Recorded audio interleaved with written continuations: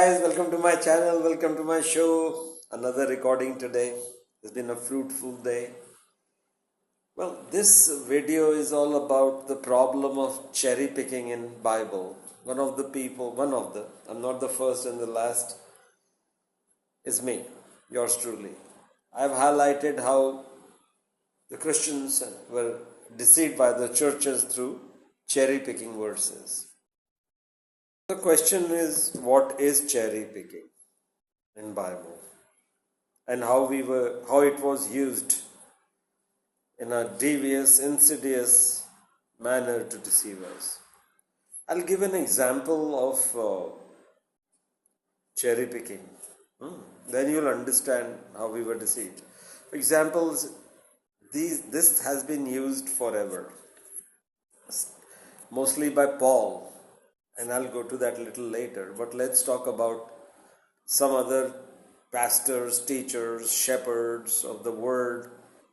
Like theologians and all. I wonder how can anybody be theologian knowing the science of God, really? Anyway, for example, Solomon says in Ecclesiastes 8:15 and Isaiah in 22:13 something similar. Based on that, anybody can make a teaching or a sermon and teach people who will be deceived. Oh yeah, they will say it's in the word. I believe many of our brothers, Catholic brothers, do the same thing. It's written, Ecclesiastes, eat, drink and be merry, for tomorrow we die. This is a combination of two passages, guys. One is from Ecclesiastes 8:15, where it says, Solomon says, King Solomon wrote that book, one of his best books, after Proverbs. Then I commended mirth, because a man has no better thing under the sun than to eat and to drink and be merry. There's nothing better for a man than to eat, drink and be merry. So shall we all drink and be merry and eat a lot, hog, like become gluttons and resort to gluttony? No. Then the other place, that same person who wants to drive home this point to us, to deceive us, is, then I commend, is Isaiah 22:13, where it says, let us eat and drink, for tomorrow we shall die. Right? So these are the kind of words that have been picked up to drive home. But is it the truth? No. The word also talks against drinking and over drinking. Father God comes down heavily. They will waddle in their vomit after drinking and puking. It's there. What I want to say is, you cannot and you should not. It's a cardinal sin to do that. And you will know as you go to the end of this video by this time. And we will find a solution. Do not get deceived, guys. And there's a solution how you will not get. That's why this video. So these things have been taught in isolation. They give the context also, he said, in this context. What they don't tell you, elsewhere it is written that you will waddle in your own vomit. Do not drink so much. If you drink in moderation. And this is certainly not the way to go. Eat, drink and be merry. If we juxtapose or contrast it with what Jesus says, pick up the cross, deny your flesh and follow me, or you are not worthy of being my disciple. If you're not going to pick up the cross, deny your flesh means all these things. Live in like physical denial. Don't try to satisfy your bodies and minds. There's a lot of sacrifice involved in following Jesus. What I'm saying is, there has to be a balance, which Jesus did. Remember, I'll take you back to the wilderness. Immediately after Jesus was baptized, he was taken by John, he was taken into wilderness, where devil tested him. 3 times he quoted right from the Bible, but out of context. He was cherry picking who? Devil. How did Jesus reply? Oh, yeah, what you're saying is true. It is written that what you're saying that if I jump off the cliff, the angels. But he said it is also written. The devil wanted him to die. Later on, he killed Christ through Paul and company, the Pharisees. At that time, because Jesus wanted to go that way, the prophecy had to be fulfilled and price of sin had to be paid for those who obey him. 6 times uh, on the Last Supper and on the last words of Matthew 28, 18-20. Last words of the book of Matthew or the Gospel. To those who obey, only to to them, the death of Christ applies, not to anybody else. Anyway, Jesus kind of thwarted or countered devil's deception of cherry picking. He cherry picked from Bible, exactly as Paul did. He started making his own gospel by cherry picking wherever he would find a supportive verse. For example, you've been saved by grace through faith and not by works, lest no man may boast. It is there somewhere in the previous testament. That is all they had, First Testament. When the New Testament came into being, all the authors had only one reference book, the Old Testament. They didn't have New Testament, which came into existence 300 years after they all perished or passed away. Except for Jesus, who came back. So this is how it is, guys. Jesus thwarted the attempts of the devil by taking us to other scriptures, and that is exactly what we have to do. Nobody countered Paul. Nobody counted Paul. Paul, where is grace written? How are we saved by grace? Don't go to the Old Testament. Let's have Jesus' words. Jesus came to fulfill whatever was promised. Fulfillment does not mean abolishment or abolishing. He didn't come to abolish the law, but to fulfill it. But take it to its full meaning. By what? Practicing loving compassion. But I am digressing for a reason. We need to know it was all about loving compassion. Paul started talking about whatever he spoke, he would support it from one verse. Cherry picking. I like this cherry, I do not like that. Nobody counted him. Where is grace? Why did Jesus not say utter the word grace? How are we saved? In fact, he replaced Jesus with the word grace. You're saved by grace through faith, not by Jesus. Jesus is suddenly not there. To the extent, I have heard people, when I talk against Paul, that in their anger they have told me, so what should we do if we take Paul out? Raj, 14 books. What is left in New Testament? Jesus. Should we gouge our eyes and cut off our hands? This is how they insult Jesus.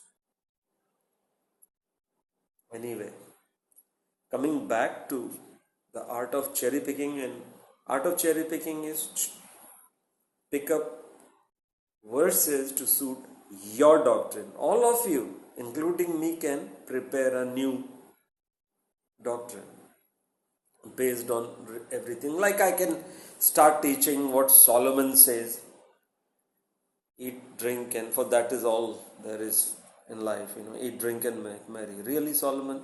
That's not the case.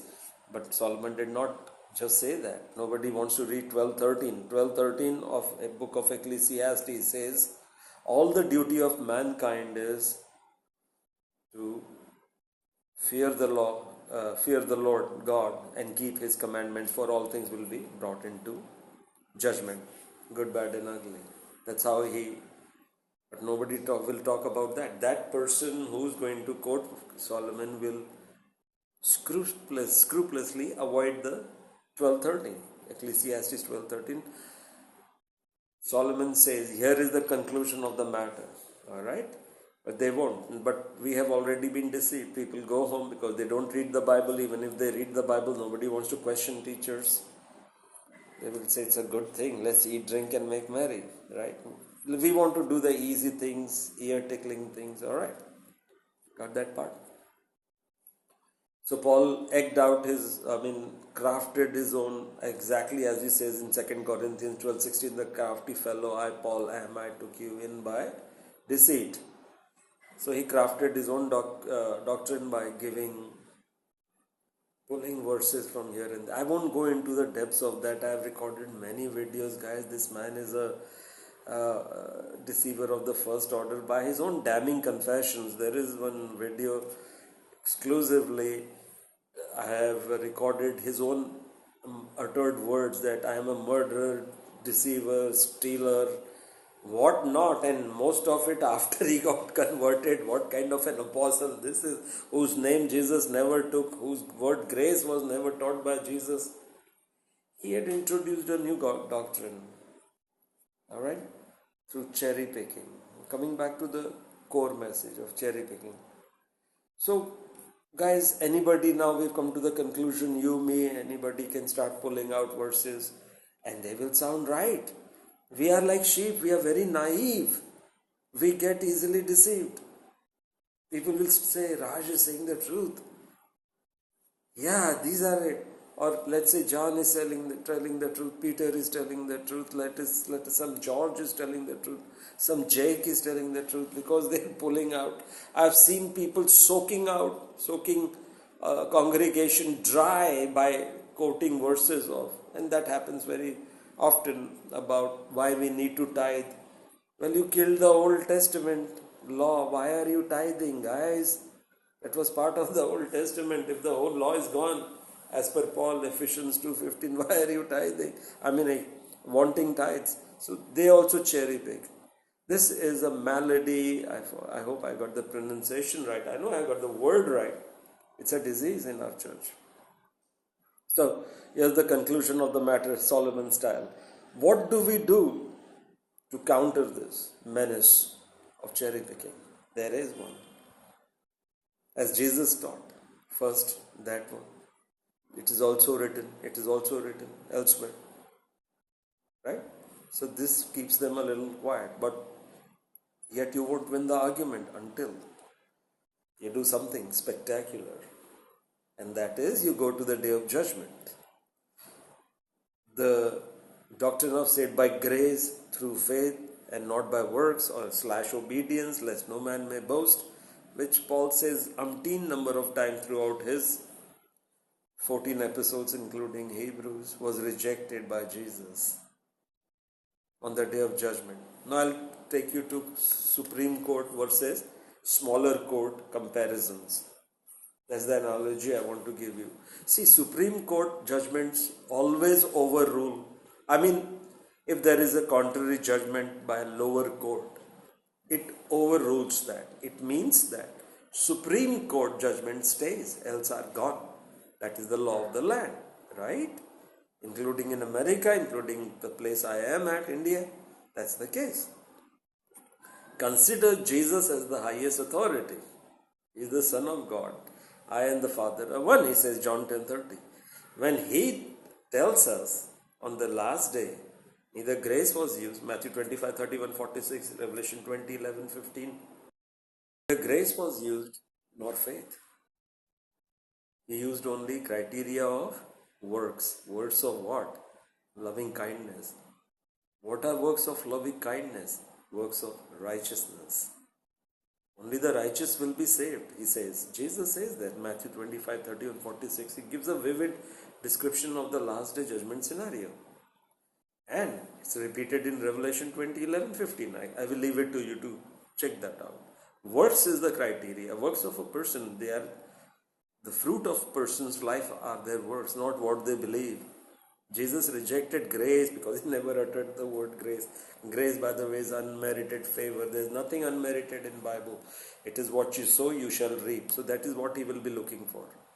And this is what we will quote next time to avoid or prevent being deceived by teachers, false teachers, Paulians and company, Paulian churches, Paulianity, following people. Christianity they have rejected.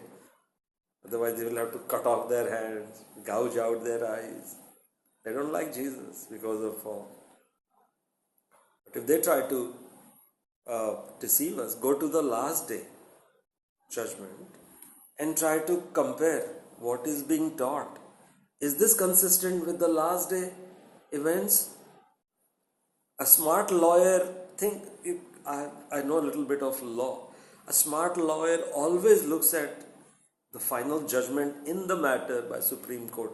If there is a standing judgment, he understands it's futile to go against it, because it will be rejected. If the opponent lawyer says, opposition lawyer, that there is a standing Supreme Court judgment, Your Honor, what is this man speaking? The judge is under that judgment also of the Supreme Court. He says yes, because he has no power to overrule. Nobody has the power to overrule Jesus. He did not use grace nor faith. He used works, and works alone. Job of faith is to take us to good works. Guys, now you know. I won't take this beyond 20 minutes. That's half of a sermon size, an average sermon of Sunday. You go to the Supreme Court judgment and see what criteria Jesus used. If anybody is teaching anything beyond that, you can rest assured it will be rejected. That's the guarantee I give for Paul's rejection of all his doctrine of saved by grace through faith, not by works. And this is the way to counter the evil art of cherry picking in Bible. Thank you and God bless you.